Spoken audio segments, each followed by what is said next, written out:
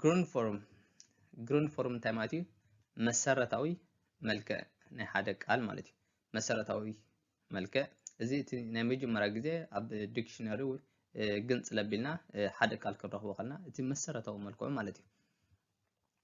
den form du slår upp i ordlista singular obestämd form እዚ ከም ዝብለኩም ዘሎ ኣብ ሓደ ቃላት ትረኽበሉ ዲክሽነሪ ክኸውን ይኽእል ካልእ ግንጽ ለቢልካ ኣብኡ singular obestämd form ዘይውስን ኣመልካቲ ስም ክጸንሐካ ከሎ ማለት እዩ ኣብ መዝገበ ቃላት እትሪኦ ቅርጺ ንጽል ዘይውስን መልክዕ ንጽል ዘይውስን መልክዕ n ord እንታይ ማለት እዩ ብn ዝጅምሩ ቃላት ኢልና n ord ማለት ord man sätter n framför ett ord example en flicka en bil en lärare en fisk እንታይ ማለት እዩ n ord ማለት ord man sätter n framför ordet ቀቅድሚ እቲ ሓደ ቃል ወይ ድማ ቀቅድሚ ስም n እንድሕዳ ወሲካሉ n ord ኢልና ንጽውዖ ማለት እዩ ወይ ከዓ n ጾታ ዘለዎ ስም ማለት እዩ t ord ክንብል ከለና ኻኒ t ord ወይ ከዓ et ord እውን ንብሎ ኢና et ord ወይ ከዓ t ord ማለት ኻኒ ord man sätter et framför ordet ወይ ድማ framför substantivet ስለዚ ሓደ ስም ቀቅድሚ እቲ ስም et እንድሕዳ ወሲካሉ እንታይ ኢልና ንጽውዖ et ord ንኣብነት ኤግዛምፕል et hus substantive ገዛ ማለት እዩ ስለዚ ብቅድሚያ እንታይ ወሲኽናላ et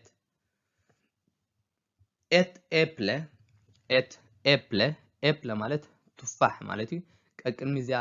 ኤፕለ ትብል et ወሲኽናላ ማለት እዩ et leende ፍሽኽታ ማለት እዩ ስም እዩ et ወሲኽናላ et barn ህፃን ወይ ድማ ቆልዓ ማለት እዩ et ወሲኽናላ ማለት እዩ ስለዚ ሓደ ቃል ወይ ድማ ሓደ ስም ቀቅድሚኡ እንድሕር et ወሲኽናሉ et ord ንብሎ n እንድሕር ወሲኽናሉ ኻኒ n ord ንብሎ ማለት እዩ genitive egendeform bildas genom att lägga till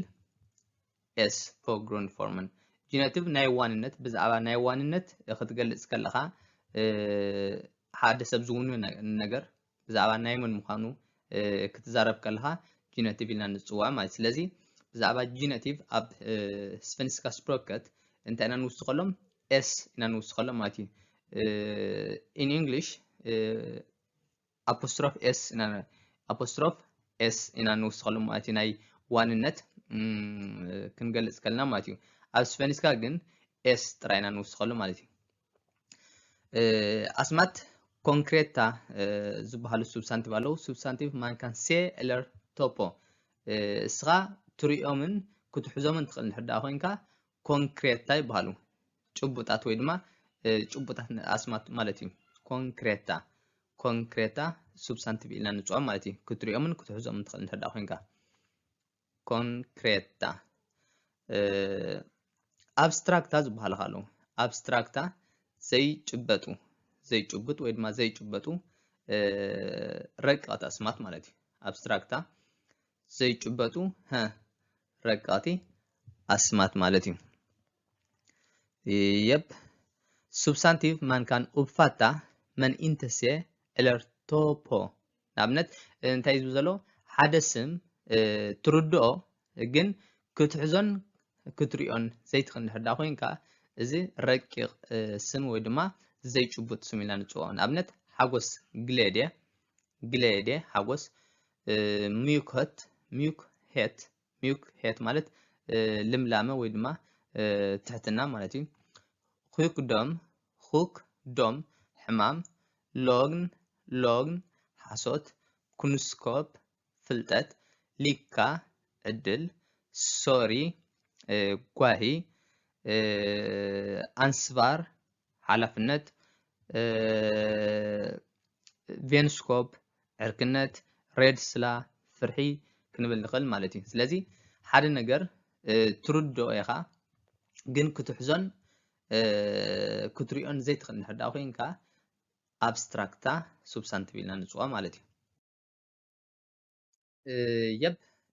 example ክንሪና ኣብዚ genitive is svenska bildas med s ከም ዝኽብለኩም ንፀናኹ ኣብ ቋንቋ ሽወደን ናይ ዋንነት እንድሕር ዳኣ ትዛረበልካ ኣብ መወዳእታ ናይታ ቃል s ጥራይና ንውስኸላ ማለት እዩ ንኣብነት Annikas book Annikas ኢልና እዚ ዝኾነ አፖስትሮፍ ገለ ኣይተጠቐምናን Annikas Annika ላስም እያ ማለት እዩ ኣብርሃለስ ንብለልና ወይ ድማ ዓወትስ ንብለልና ማለት እዩ ዓወትስ book ኢብራሂምስ book ንብለልና ማለት እዩ 11ስ book ናይቶም ተምሃሮ መጽሓፍ ኤንፍሊካስ ናይታ ጓል ሓደ ነገር ማለት እዩ ኤንፍሊካስ ቬስካ ናይታ ጓል ቦርሳ ክንብል ንኽእልና ማለት እዩ ፍሊካንስ እዚ ሕጂ ኦቨስት የሚል ዘሎ ኤንፍሊካስ ዘይውስን መልክዕ ሒዙ ዘሎ ወይ ከዓ ዘይውስን ቅርፂ ሒዙ ኣሎ ማለት እዩ እዚ ኻኒ ፍሊካንስ ውስን ኣመልካቲ ቅርፂ ወይ ድማ ውስን ኣመልካቲ መልክዕ ሒዙ ኣሎ ማለት እዩ ፍሊኮርስ ንብዙሓት ድርብ ግን ከዓ ዘይውስን ማለት እዩ ፍሊኮርናስ ከዓኒ ቤስተምድ ኮይኑ ውስን ቅርፂ ዘለዎ ኮይኑ ግን ንብዙሓት ፕሉራል ማለት እዩ እንዳንተው ሕጂ ኣብዚ ገለለና ንኣብነት ናይ እንድሕር ዳ ኮይኑ s ኢፍተር ኤት substantive ሰምስሉታር ps ሕጂ ናይ ማለት ዘየድልየና ወይ ድማ s ዘይንጥቀመሎም ናይ s ዘይንጥቀመሎም ከም ዘለዎም ጥራይ ንወስዶ ማዓስና ንጥቀመሉ s ዘይንጥቀመሉ ማለት እዩ ብሓፂሩ ናይ s እዚ ማለት s ዘይንጥቀመሉ ኢፍተር ኤት substantive ሰምስሉታር ps x ብኤስን ብኤክስን ዝውድእ እንድሕር ዳ ኮይኑ እቲ ስም ኤስ ኣይንውስኸሉና ንኣብነት ኣሌክስ ብኤክስ ወዲኡ ሓቂሮ ስለዚ ኣሌክስ ብኤክስ ስለዝወደአ ናይ መወዳእታ ቃል ወይ ድማ ናይ መወዳእታ ፊደል ናይታ ቃል መወዳእታ ፊደል ናይታ ቃል ኤክስ ስለዘላ ኤስ ኣየድልያኒ ማለት እዩ እንታይና ኣሌክስ ስክሪፍተር ኣብ እንግሊሽ እንታይና ንጥቀም ሜድ ኤስ አፖስትሮፍ ኤስ አኒካስ ናምነት ኣብዚ እንታይ ተጠቕምናልና አፖስትሮፍ ተጠቕምናልና ማለት እዩ ስቱደንትስ አፖስትሮፍ ተጠቕምናልና ኣብዚ ማለት እዩ የፕ አሌክስስ ኣብዚ እውን እንታይ ገርና ተጠቕምናልና ኤስ አፖስትሮፍ ተጠቕምናልና ማለት እዩ ስለዚ ኣብ ስፈኒስካ ካብ ናይ እንግሊሽ ፍልይ ዝበለ ኣጠቓቕምና يب ሕጂ ከማን ሲንጉላር ኦክ ፕሉራል ክንሪኢና ኣብ ሲንጉላር ኦቤስቲየምድ ፎርም ኦክ ቤስቲየምድ ፎርም ከም ዘለዎ ሪኢና ኢና ኣብ ፕሉራል ሱብስታንቲቭ እውን ኦቤስቲየምድ ፎርም ኦክ ቤስቲየምድ ፎርም ኣለውና we have ቤስቲየምድ ኦክ ኦቤስቲየምድ ፎርም is singular form ኦክ ኦቤስቲየምድ ፎርም ቤስቲየምድ ፎርም ኢ ፕሉራል ሱብስታንቲቭ so ጋታ ማለት ጎደና ማለት እዩ ኤንጋታ ማለት እዩ ኤንጋታ ሓደ ጎደና ማለት እዩ ቤስተምድ ጋታን ኡ ቤስተምድ ፎርም ጋቱር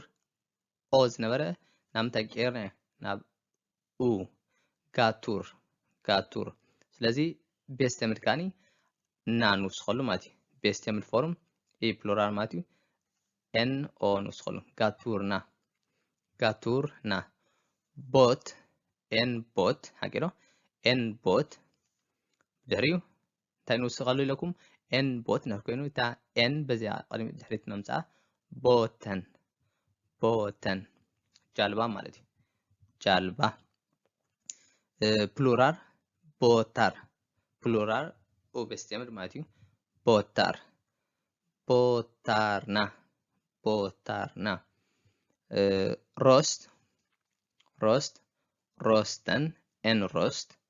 rosten ቤስተምድ ፎርም ሮስተር ኦቤስቲየምድ ፎርም ዘይውስን መልክዕ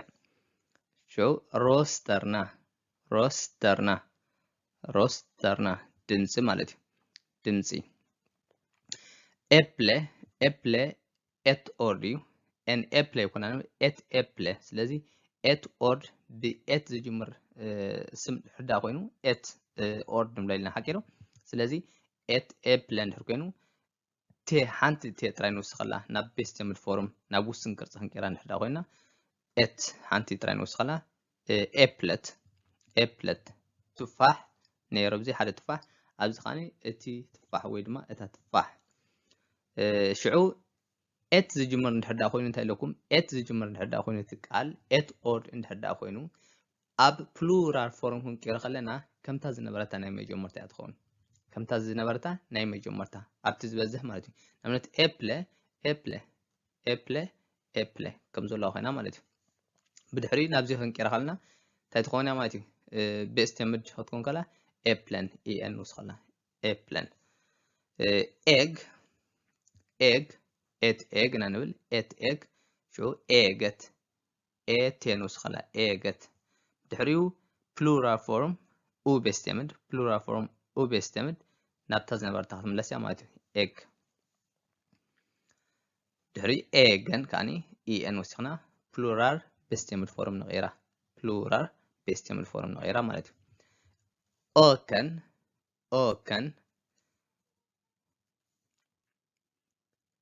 ኦክነን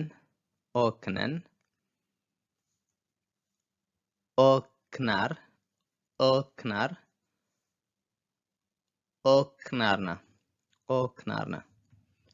ስለዚ እዚኦም ሲንጉላር ኮይኖም ኡ ቤስተምድ ፎርም እዮም ማለት እዩ እዚኦም ኩሎም ኡ ቤስተምድ ፎርም ተጻሒፎም ኣለዉ ዘይውስን መልክዕ ሒዞም ኣለዉ ማለት እዩ እዚኦም ከዓኒ ሲንጉላር ኮይኖም ንጽል ኮይኖም ግን ከዓ ቤስተምድ ውስን ቅርፂ ሒዞም ኣለዉ ማለት እዩ እዚኦም ኣብዚኣ ደሎ ከዓኒ ፕሉራል ኮይኖም ፕሉራል ኣስማት ኮይኖም እዚኦም ኡ ቤስተምድ ፕሉራል ወይ ድማ ድርብ ኣስማት እዮም ማለት እዩ ግን ዘይውስናት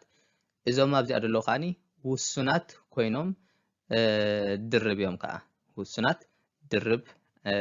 ናይ ኣስማት እዮም ማለት እዩ ማለት ድርብ ክብል ከለኹ ካብ ሓደ ንላዕሊ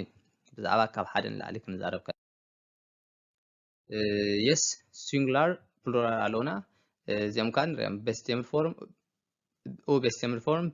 ፎርም ኣብዚ እውን ፕሉራል ኡ ቤስተምድ ፎርም ኣለውና ስለዚ እዚኦም ክተንብውን ትኽእሉ ኢኹም ከም ዘለዎ ማለት እዩ ሞርጎነን ሞርግናርና ክኔ ኤት ስለ ዝኾነት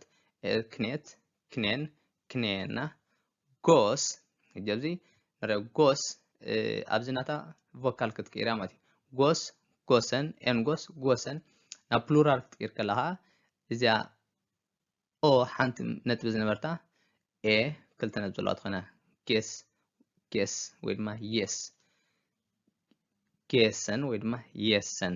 ትንበብ ማለት እዩ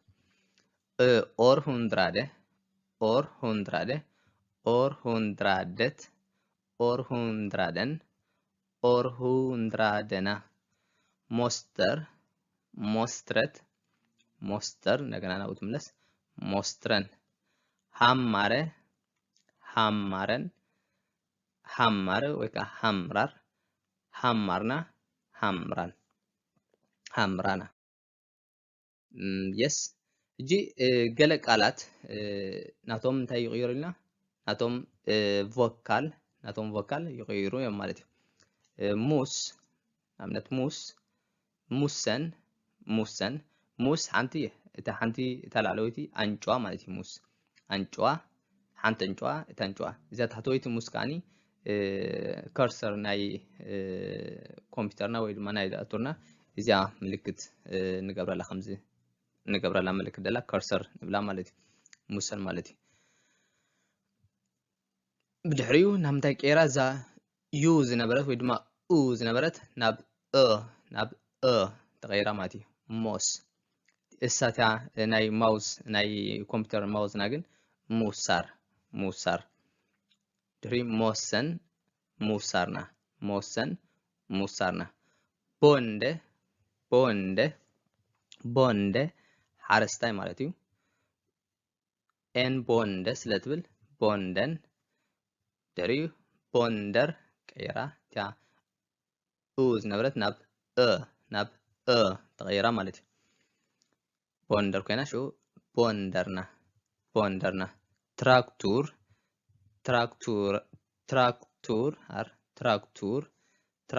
traktorn, traktorn, traktorer, traktorer, traktorerna, traktorerna, öga, öga, ögat, ögat, ögon, ögon, ögonen, ögonen, ögonen, fönster, fönstret, fönstret, fönster እንደገና fönstren, fönstren